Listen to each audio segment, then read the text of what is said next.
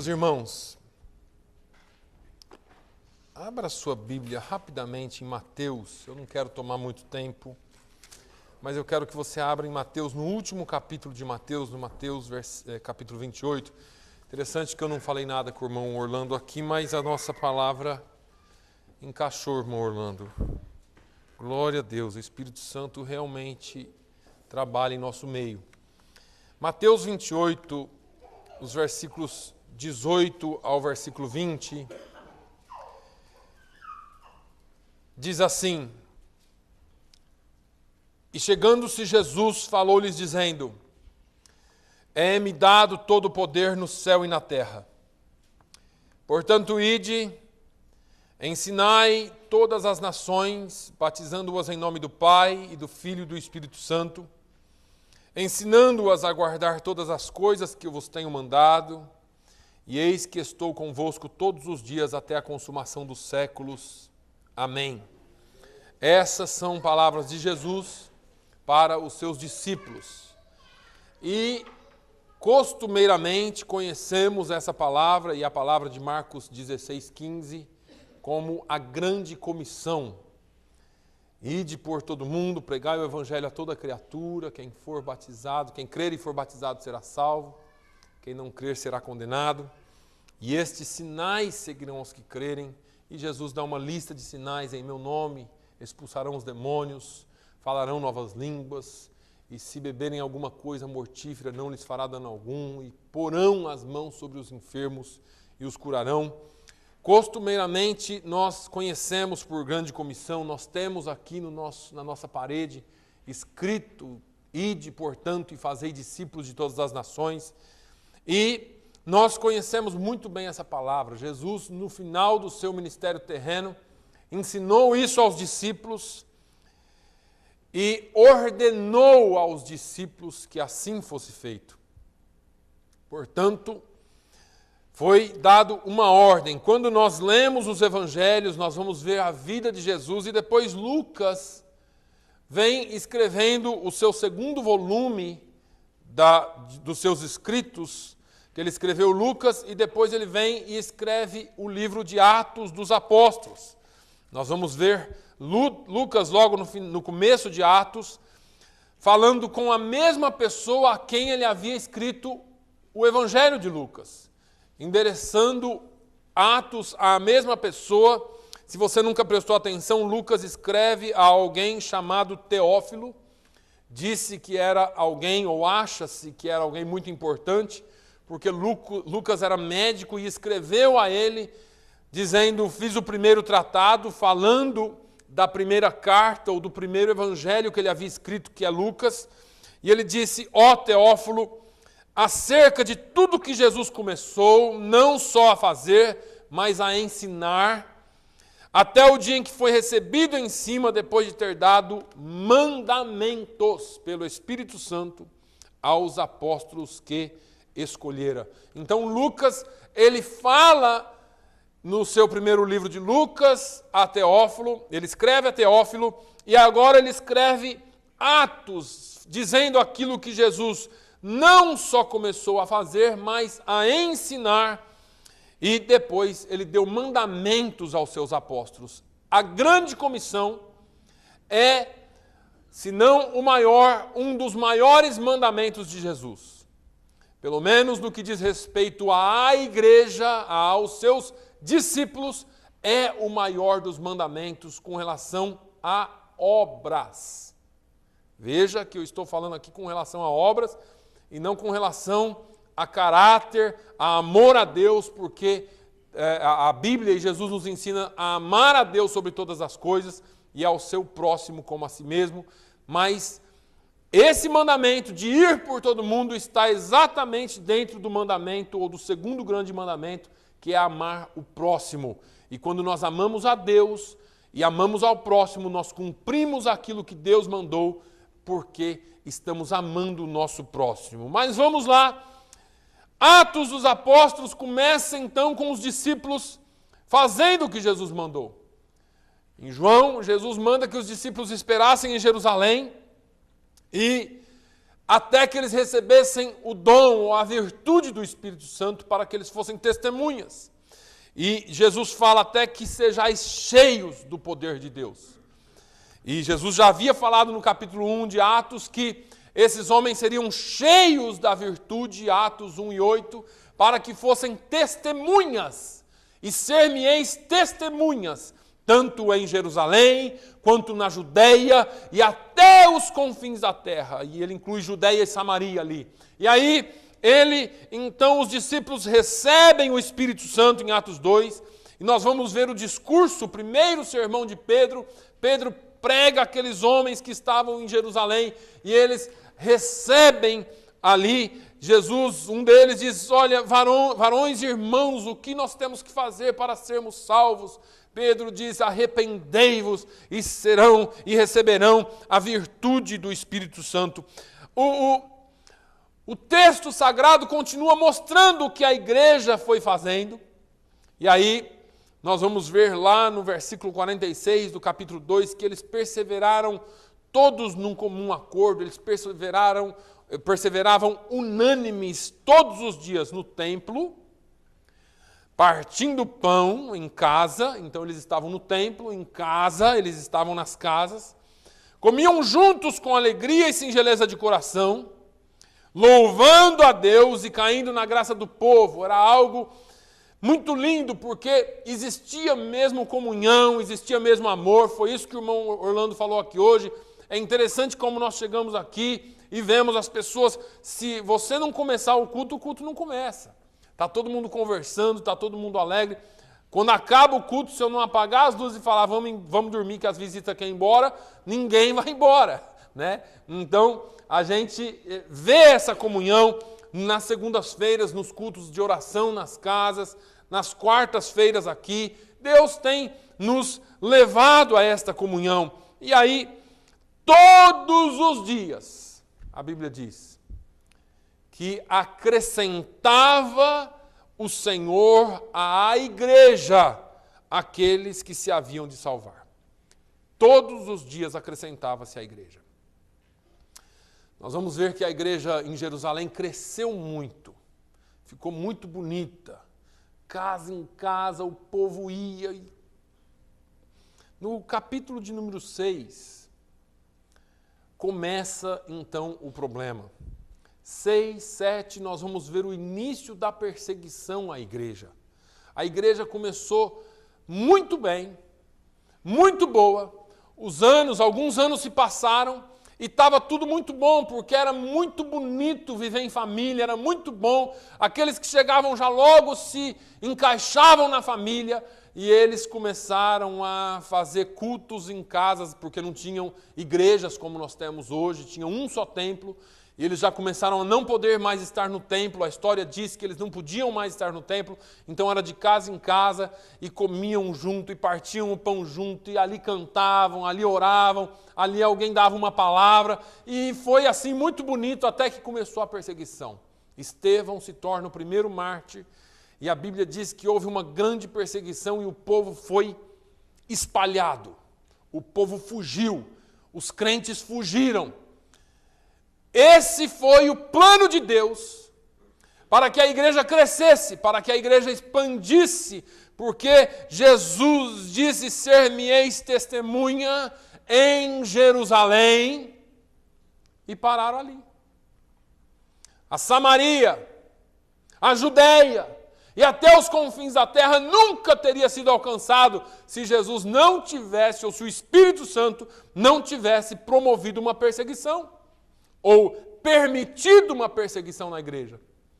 E muitas vezes nós nos acomodamos de tal forma com o Evangelho, nos acomodamos de tal forma com a igreja e com os confortos que nós temos, que parece que está tudo bem.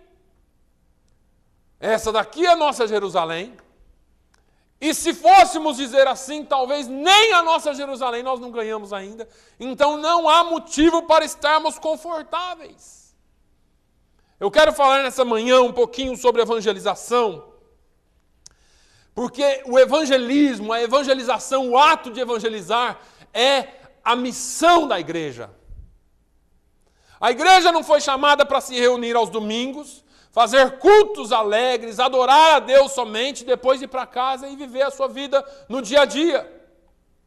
A igreja não foi chamada para que nós separássemos, eu já tenho falado algumas vezes aqui, da dicotomização que muitos têm feito no dia a dia. Bom, igreja é uma coisa, trabalho é outra, igreja é uma coisa, minha vida emocional é outra, a igreja é uma coisa, a minha família é outra, e a gente vai separando a vida cristã das nossas funções diárias, ou das nossas missões diárias.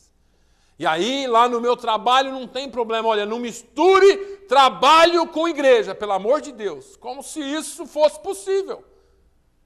Nós não misturarmos. Como se fosse possível eu ser crente aqui e lá no trabalho eu não ser crente.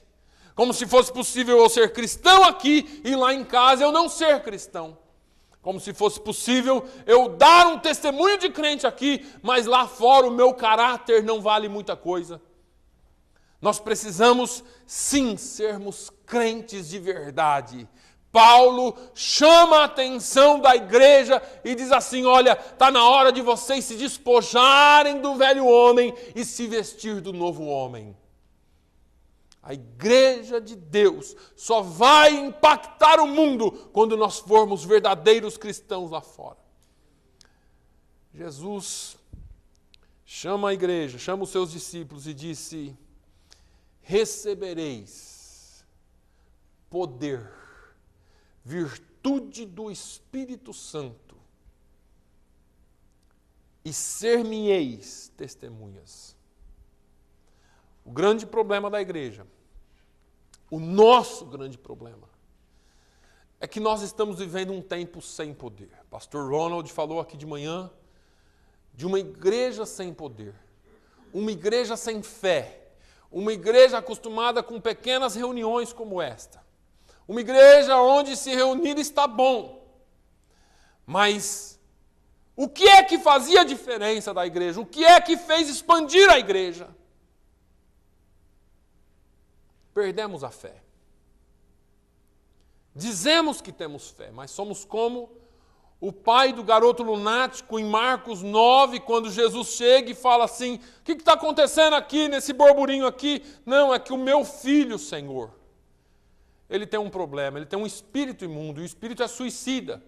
Quando o espírito pega ele, ele se joga no fogo, às vezes ele se joga na água, e a gente tem que cuidar dele 24 horas por dia, porque não tem jeito. E Jesus diz assim, você crê que ele pode ficar curado? E o homem disse assim, não creio.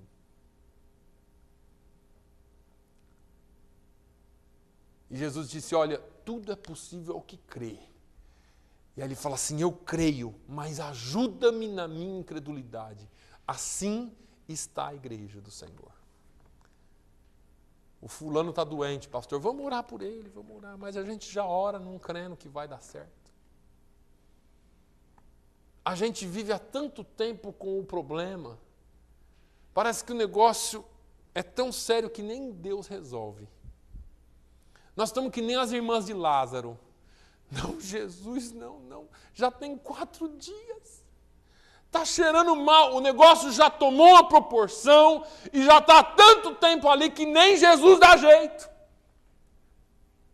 Nós cremos que Jesus cura, mas quando é na nossa vida, parece que nós não vamos ser curados. Afinal, já estamos passando por isso há tanto tempo. Aprendemos da forma errada há tanto tempo. Porque dizem por aí que é só você fazer isso, ou você faz aquilo, ou você tem que isso, ou você tem que aquilo. Mas, biblicamente, o que é que Deus quer de nós? Sem poder de Deus, nós não vamos a lugar nenhum. Sem a unção do Espírito Santo, nós não vamos a lugar nenhum. Marcos 9, aquele homem disse que não aguentava mais e Jesus disse assim, olha, tudo é possível que crê, Senhor, eu creio, mas ajuda-me na minha incredulidade. A Bíblia diz que Jesus ordenou e o demônio saiu. E Jesus falou, vai e não entre mais nele. O demônio sai do menino e deixa o menino caído lá como morto. Jesus vai, pega o menino pela mão, levanta ele.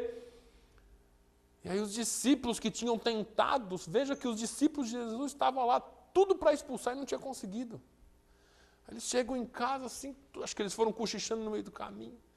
Que é isso? Por que ele consegue? A gente não consegue. Como que é esse negócio? Aí alguém corajoso chega em casa. Jesus, fala aí. Por que o Senhor conseguiu e a gente não? E aí Jesus deu mais uma dica. Essa casta só sai com jejum e oração. Nós mudamos o conceito das coisas. Ó, pastor, tem um negócio que eu tenho que resolver, eu vou jejuar 21 dias, vai resolver esse negócio. E o jejum se tornou um benefício para nós, ao invés de nos preparar para sermos usados por Ele. Jesus não fez do jejum um benefício próprio. Quando Jesus iniciou o seu ministério, Ele iniciou levado pelo Espírito Santo ao deserto para enfrentar o diabo e jejuou 40 dias e 40 noites, mas não era para si. O problema nosso é que nós só resolvemos orar mais, jejuar mais, fazer mais e buscar mais quando o negócio aperta para nós. E Jesus quer que a gente faça para abençoar a vida do outro.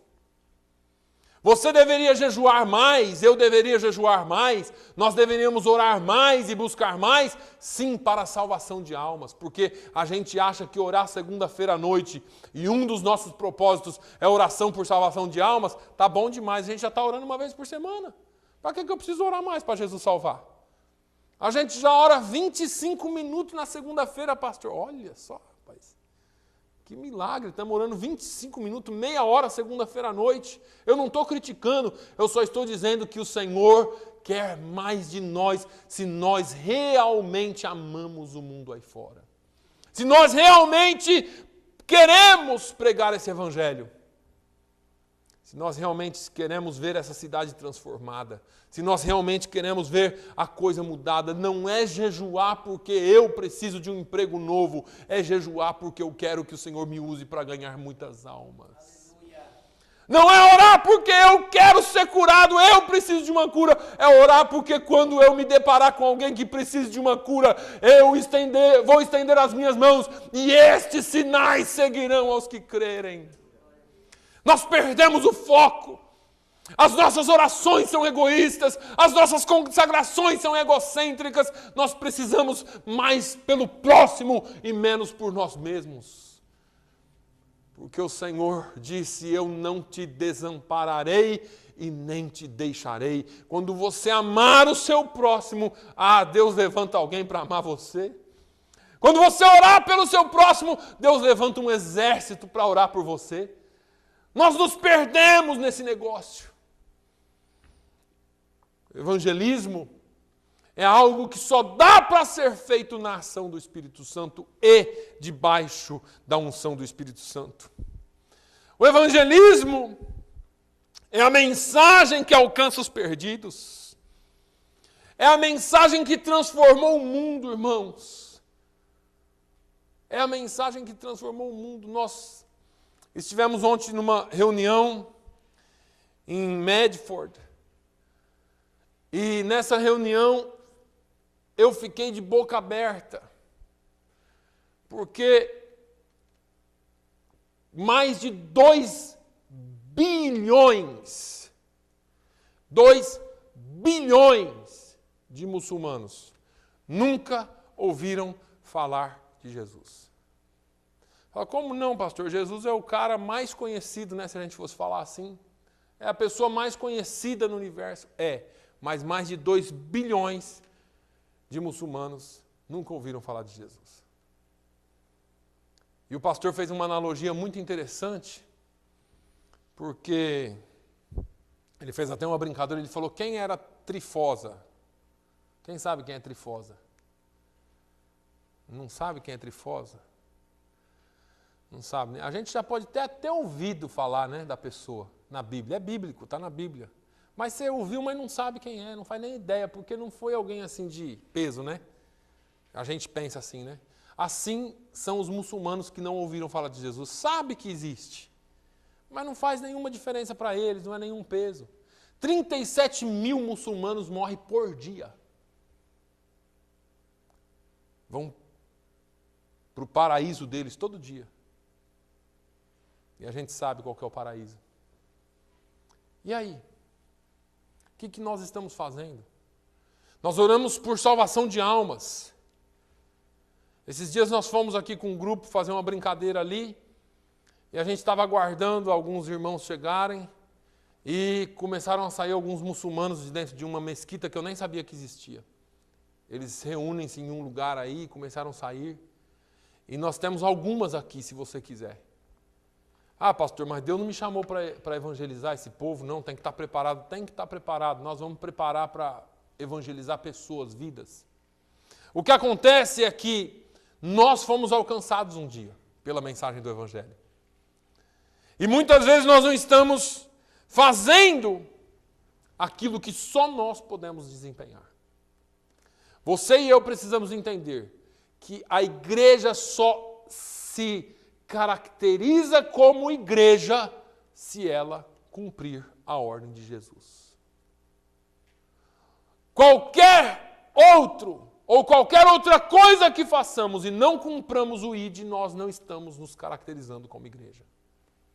Não dá para ser igreja e não evangelizar. Não tem como. Essa é uma missão que foi confiada à igreja somente. Essa missão de evangelismo, nenhuma entidade humana, nenhuma entidade filantrópica pode exercer. Só a igreja pode desempenhar essa missão. Ao mesmo tempo que a tarefa, ou essa tarefa é exclusividade da igreja, é uma necessidade absoluta do mundo. E eu estou falando aqui para te conscientizar. O mundo necessita de Deus, o mundo necessita de Jesus. A salvação só é possível por meio de Cristo. Pastor, eu já sei disso, eu sou o caminho, a verdade e a vida, ninguém vem ao Pai senão por mim. E o que você tem feito para levar as pessoas a Jesus? Diante dessa pequena introdução que eu fiz para você, é bom que você saiba pelo menos 3 coisas. A mensagem do Evangelho, as boas novas de esperança, o evangelismo que só a igreja pode fazer, não foi uma sugestão de Jesus. Esta é uma ordem, é uma tarefa imperativa de Deus. Ide não é sugestão. Ide é uma ordem. E existem mandamentos expressos para a pregação, para o ensino, para o testemunho do Evangelho, dados diretamente por Cristo. Essa ordem é dada também em todos os Evangelhos e no livro de Atos, como eu disse. A grande comissão foi dada pela autoridade máxima da igreja e do universo. Eu obedeço meu patrão, eu obedeço meu pai, eu obedeço minha mãe, mas não obedeço Jesus. Todo o universo ouve a voz de Cristo. Todo o universo obedece a Jesus. E o crente não quer obedecer, irmão. A igreja não pode desafiar Jesus. Nós não podemos viver um evangelho só para nós. É um desafio, é desafiar a ordem de Jesus. Eu falo para os irmãos sempre, eu fui militar. É inconcebível na cabeça de um militar desafiar a ordem de um superior. E nós, como igreja, desafiamos a ordem de Jesus. Esse ID, ele serve... Quando que vai ter evangelismo mesmo no parque? Vai ser agora no verão, então. Aí serve para esse dia. Mas para o meu dia a dia, para o meu testemunho, não serve. Eu já disse para os irmãos que, para muitas pessoas, você é a única Bíblia que eles vão ler. E como você tem sido? Qual é o conteúdo desse seu livro aí? O que as pessoas veem em você? Alguém que fala muito do Evangelho, mas que não pratica nada desse Evangelho. Alguém que pratica alguma coisinha para você mesmo, alguém que tem fé para você mesmo, mas quando vem o desafio você não está pronto. Alguém que está pronto para aproveitar oportunidades, ou talvez você nem as vê no seu dia a dia. Você tem oportunidades todos os dias de compartilhar esse evangelho, mas às vezes nós não vemos essa. A igreja precisa ouvir a comissão de Jesus. Ide por todo mundo. Irmãos, eu sempre cito e sempre penso nas palavras de Jesus, ou no Evangelho de João. Se eu não me engano, foi em João 9, que Jesus ia pregando de aldeia em aldeia. E ele chega num lugar, ele olha e ele viu ovelhas, pessoas andando como ovelhas desgarradas, como quem não tem pastor. E a Bíblia diz que o coração dele teve compaixão delas. Você não sente pelas pessoas? Você não sente quando você vê as pessoas morrendo como elas estão? Você não sente quando você vê as pessoas afundadas no pecado, e afundadas na idolatria, e afundadas em tantas outras coisas? Não que você seja melhor que elas. Nós não somos.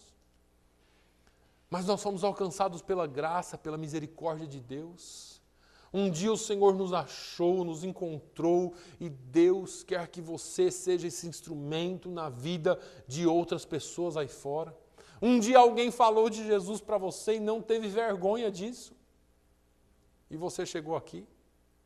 Alguém não teve vergonha de se doar por você quando você estava perdido. Você está aqui porque alguém orou por você, porque alguém buscou por você, porque alguém se doou por você. Cada um de nós aqui temos um testemunho de como nós fomos alcançados. Ide por todo mundo. Pregar o evangelho não é só para aqueles que você quer. É para toda criatura. Toda criatura. E nós escolhemos, eu sempre falo aqui, eu acho que esse vizinho aqui tem cara de bonzinho, ele vai me ouvir. Aquele que é ruinzinho ali não vai me ouvir, não. Eu já contei aqui o testemunho do pastor Humberto Solano, angolano, que tinha tem um tio que era ruim. E ele nunca falou de Jesus para esse tio dele. E um dia ele estava na igreja, na Angola, porque ele vive aqui, e esse tio dele entrou na igreja, ele chegou até se esconder do tio, porque o tio era tão ruim que ele se escondeu do tio. E no final do culto, durante o apelo, o tio dele aceitou Jesus. E ele foi todo alegre falar com o tio dele. E o tio dele falou: "Você é crente, é?" Ele falou: "Sou." "E por que você não me falou antes?" "É que o senhor é muito ruim, tio." Ele falou: "Ruim é você. Ruim é você que me deixou viver a vida desgraçada que eu vivi esse tempo todo e nunca me apresentou Jesus. Ruim é você, ruim sou eu que vê as pessoas indo para o inferno e não temos coragem de apresentar Jesus para elas. Nós sempre temos uma desculpa. Nós sempre ouvimos a voz de Satanás, o que é que ele vai pensar? O que é que ele vai, como ele vai reagir, como ela vai reagir? Esse não é um problema nosso. O nosso problema é cumprir a ordem de Jesus e pregar o evangelho a toda criatura. E aí lavamos as mãos. Preguei, agora o problema é dele. Não. Aceitou Jesus, precisa de discipulado. Precisa ser ensinado. Fazer discípulo não é fácil. É fácil orar e pedir: "Quer aceitar Jesus? Levanta a mão aí." Levantou, esquece. Existe uma responsabilidade. Jesus ficou 3 anos e meio na terra e só 11 seguiram ele. Aliás, muitos seguiram, mas 11 estavam ali, pertinho dele. Ele escolheu treinar 11, 12. Um não deu certo. Depois que Jesus ressuscitou, a Bíblia diz que 500 mais ou menos viram Jesus. Na busca pelo Espírito Santo, quase 120 estavam ali. 3 anos e meio, irmãos. O próprio Jesus. Quase 120 estava buscando firme. E só depois que o Espírito Santo veio e encheu aquelas pessoas ali, é que o negócio expandiu. É difícil convencer pessoas, ensinar o caminho certo, não é fácil. Até é fácil ensinar, né? Não é muito fácil receber. Não é muito fácil aceitar. As pessoas têm as suas próprias visões, as suas próprias formas de pensar e não querem muito se envolver, não. Eu não concordo com isso, não. Eu não acho assim, não. Eu acho que isso está errado, eu acho que não é bem assim. Mas tudo bem. Porque tem tanta coisa falsa indo por aí, não é? Por que nós então não vivemos o certo? Por que nós então não aprendemos a Bíblia? Nós sabemos muito mais de celulares, muito mais de computadores, muito mais de carro do que do manual do fabricante para nós mesmos. Conhecemos pouquíssimo a Bíblia. Conhecemos pouquíssimo a palavra de Deus. E aí ele diz, batizando-os no nome do Pai, do Filho e do Espírito Santo. Não é pegar, aceitou Jesus, batize e foi para o céu. Tem que ensinar, tem que trabalhar e depois batizá-los. Quem faz a obra de evangelismo nunca está sozinho. Jesus, ele deixa uma... A gente gosta de usar, né, o negócio isolado, né? Não, que Jesus falou que eis que estou convosco todos os dias. Todo o poder me foi dado no céu e na terra. Primeiro, você não faz essa obra no seu poder. Precisa do poder do Espírito Santo. Segundo, você não faz sozinho se você estiver fazendo a obra. Irmãos, não tem que temer. Não tem que temer. Sabe por que a gente... Sabe que eu já ouvi de gente? Ah, pastor, eu não falo porque se eu falar e a pessoa cair endemoniada? Expulsa? Não, eu ligo para o pastor. Liga para o pastor. Mas nós temos medo. Nós temos medo do que vai acontecer. Jesus prometeu estar conosco nessa missão. Jesus prometeu estar conosco durante o cumprimento dessa missão. Você não vai na sua autoridade. Porque se fosse, irmão, nós estaríamos perdidos.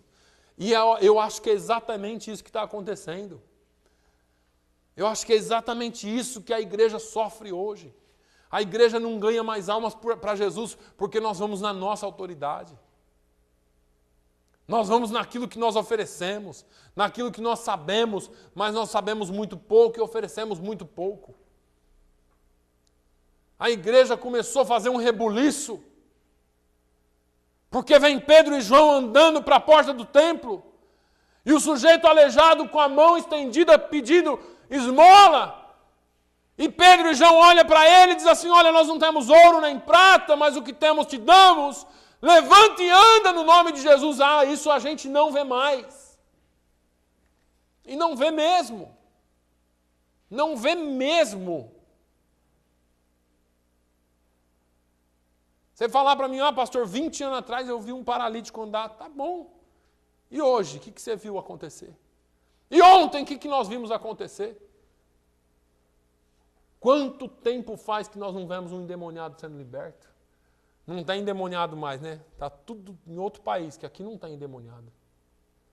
Aqui nos Estados Unidos, não. Aqui é bênção pura. Não é não, a igreja não tem mais poder. A igreja que orava de verdade, a igreja que buscava de verdade, que quando o endemoniado entrava, o Senhor libertava de uma vez por todas, não precisava ir para a sessão de descarrego de 7 semanas, 21 semanas, não sei quantos dias, nada disso, era liberto ali em nome de Jesus e acabou o negócio. O diabo não brincava dentro da igreja de ficar sendo entrevistado, o pastor ou quem orasse determinava e ele obedecia porque existia poder do Espírito Santo agindo. Pastor, por que o senhor está falando isso hoje? Eu estou falando isso porque nós precisamos buscar poder não para nós, mas para a salvação de almas. Existe uma busca intensa por poder no mundo. E o diabo conseguiu fazer com que a igreja buscasse poder para o seu próprio bem. Pessoas que querem poder de Deus para aparecer. Fui eu que curei ele. Fui eu que curei ela. Fazem vídeos, fazem DVDs. Hoje a alta é YouTube e Facebook. E se Jesus curar alguém aqui, eu já logo trago aqui em cima. E por favor, filme aí para a gente colocar no Facebook. Não, senhores. Nós precisamos buscar poder para que o Senhor comece a salvar vidas aqui, porque nós amamos almas. Não porque nós queremos aparecer, mas porque o Senhor nos chama para cumprir o ID dele. Evangelização é uma tarefa intransferível, irmãos. Não transfira essa responsabilidade para outro. A ordem de levar as boas novas do Evangelho a toda criatura, a todas as nações, não foi transferida para anjos, não foi transferida para nenhuma potestade ou principado, foi para a igreja. Jesus fala assim, olha, eu te louvo, Pai, porque o Senhor revelou essas coisas aos pequeninos e ocultou a dos grandes. O Senhor ocultou tudo isso dos grandes. As pessoas olham para você e não dá nada, mas Deus revelou essas coisas aos pequeninos. Deus revelou essas coisas aos pequeninos. Eu me lembro uma vez eu estava no quartel do Corpo de Bombeiros e eu trabalhava no 6º andar nessa época, se eu não me engano, e alguém correu lá e disse assim, olha, tem uma pessoa possessa no 1º andar. Ou foi vice-versa, eu não lembro. Não sei se eu desci ou se eu subi, eu só sei que eu fui lá.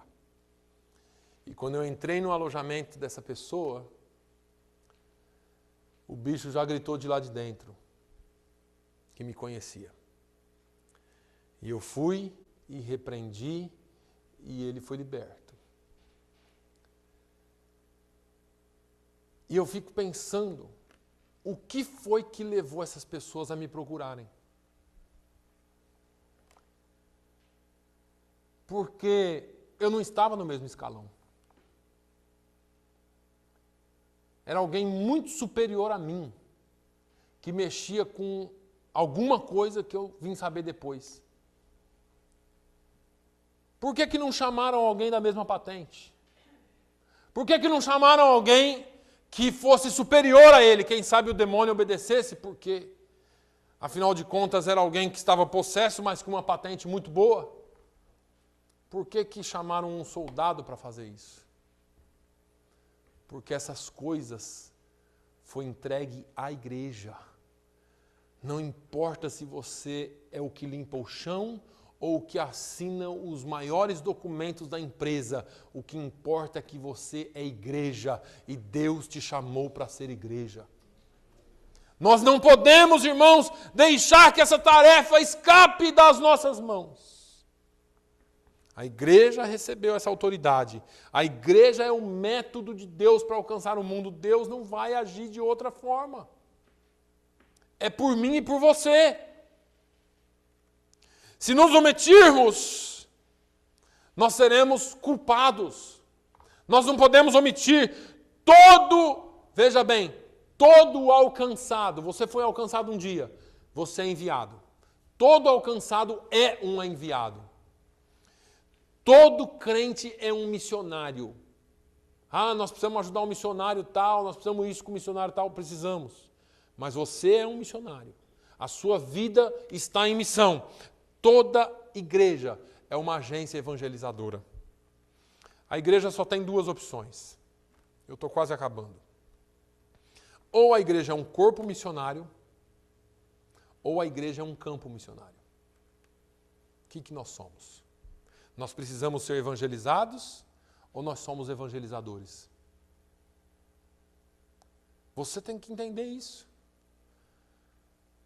A igreja, na sua maioria hoje, de um modo geral, se tornou um campo missionário. Como assim, pastor? Claro, nós nos reunimos aos borbotões para ouvir pregadores pregar para nós mesmos. Para você receber a sua vitória. O irmão Orlando foi muito feliz em dizer aqui que nós viemos aqui para entregar um culto de adoração. E muitas vezes nós estamos vindo aqui para receber. O que você veio fazer na igreja? Vim receber minha bênção, pastor. O Bruno falou uma coisa certa durante a ministração.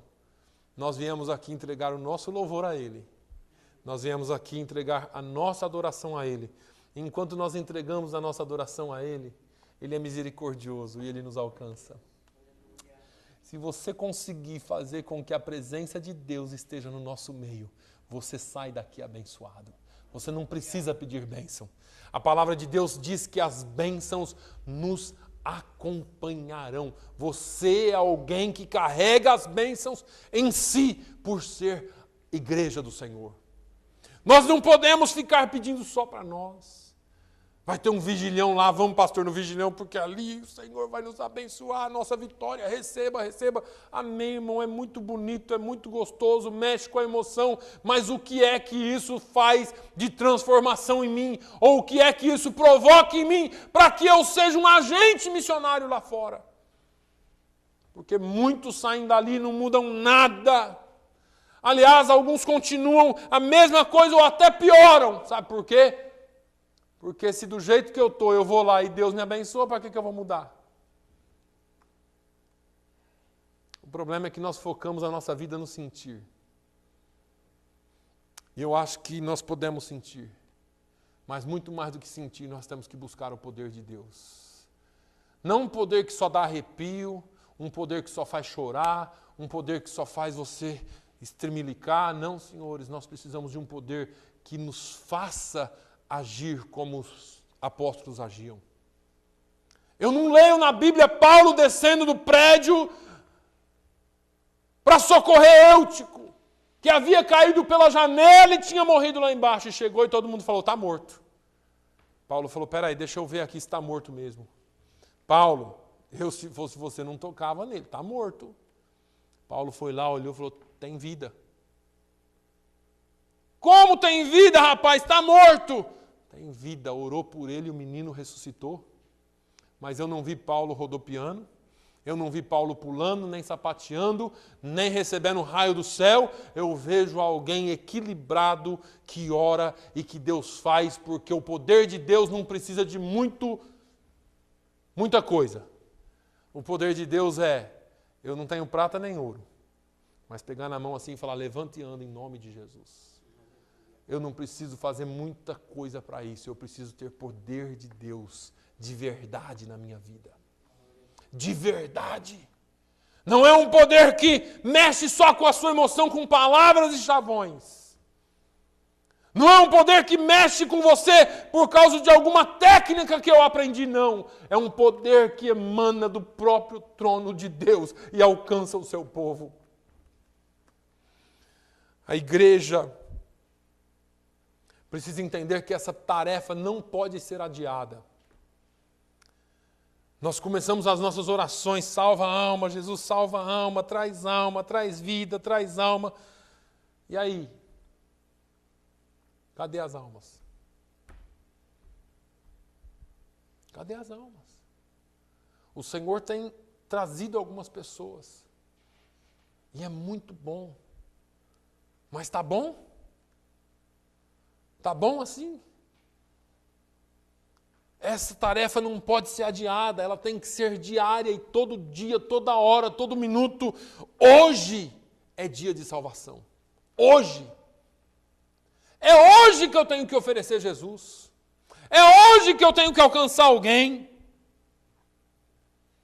Não há tragédia maior na vida de alguém do que ele morrer sem Jesus. Não há tragédia maior.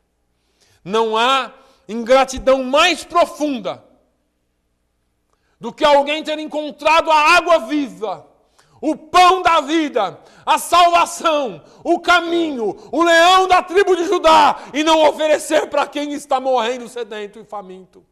Não há nada pior do que você ter e não oferecer. Você vê o sujeito morrendo sem água e você tem água e não dá água. Isso é maldade. Isso é maldade. Foi o que o tio do pastor Humberto falou para ele. Você é ruim porque você tinha e não me ofereceu.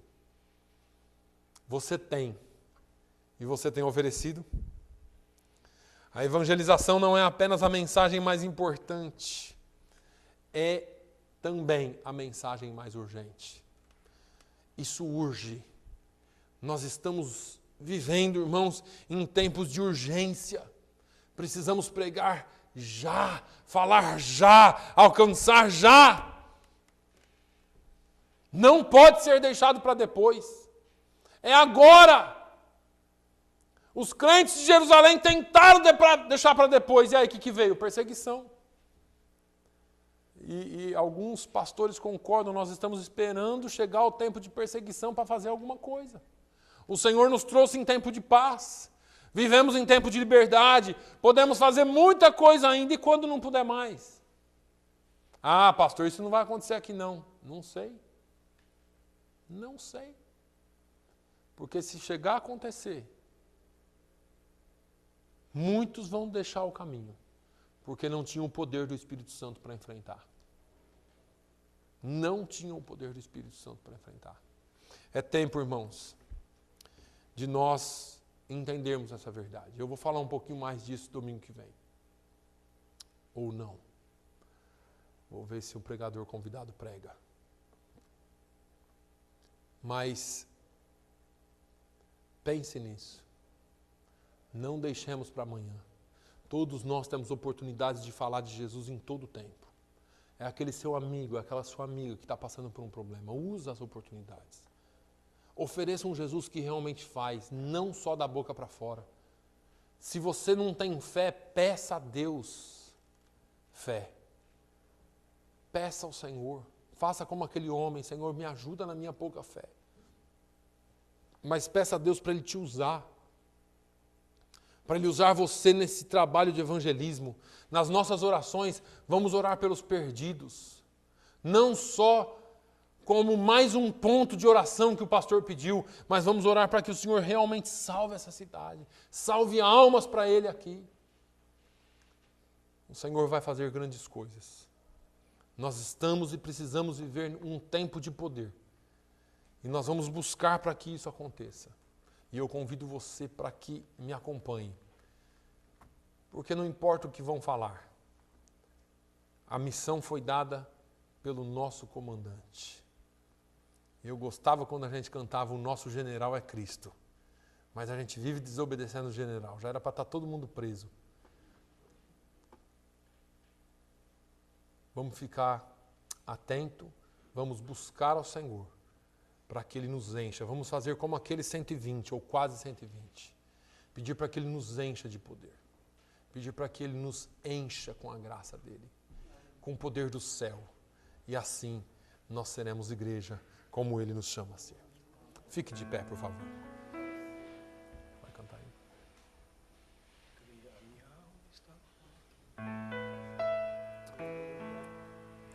A minha alma estava longe do caminho dos céus. Eu eras pobre, desprezível, pecador. Mas Jesus transformou minhas trevas em luz, quando Ele estendeu a sua mão para mim. Quando Jesus estendeu a sua mão, quando Ele estendeu a sua mão para mim, eu era pobre, perdido, sem Deus e sem Jesus. Quando Ele estendeu a sua mão para mim. Agora me regozijo desde que eu o aceitei, e na tempestade eu posso sossegar, pois com Ele estou liberto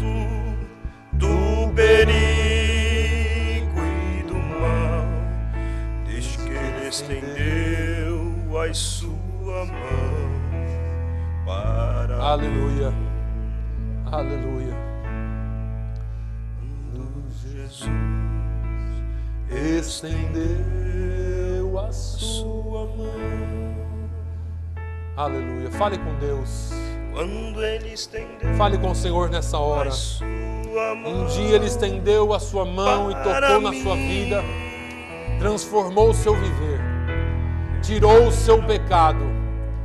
Você estava pobre e desprezível, sem Deus, sem a salvação, mas Jesus te alcançou.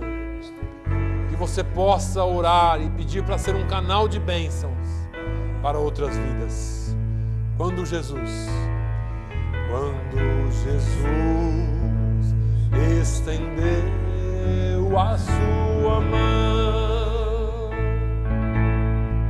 quando Ele estendeu a sua mão para mim, eu era pobre e perdido, sem Deus e sem Jesus. Quando Ele estendeu a sua mão para mim.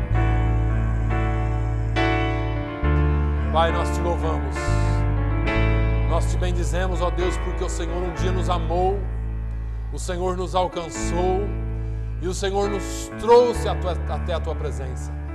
A tua palavra diz que o Senhor veio para reconciliar consigo o mundo e o Senhor nos chamou. Cada um de nós aqui, ó Deus, foi alcançado pela tua graça, pela tua misericórdia, ó Deus, e hoje nós estamos aqui. Pai, muito obrigado.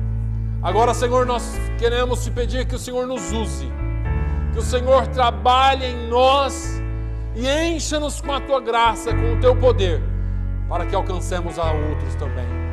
Para que a nossa vida, Senhor, seja uma vida de testemunho na tua presença. Que o mundo veja o Senhor em nós e que o teu poder, Senhor, esteja conosco, não para nos satisfazer, não para o nosso próprio bem, mas para que nós alcancemos o mundo, no nome de Jesus. Que o amor de Deus, a graça do nosso Senhor e Salvador Jesus Cristo, a comunhão e as consolações do Espírito Santo seja sobre todo o povo de Deus, hoje e sempre. Todos digam amém. Glória a Deus.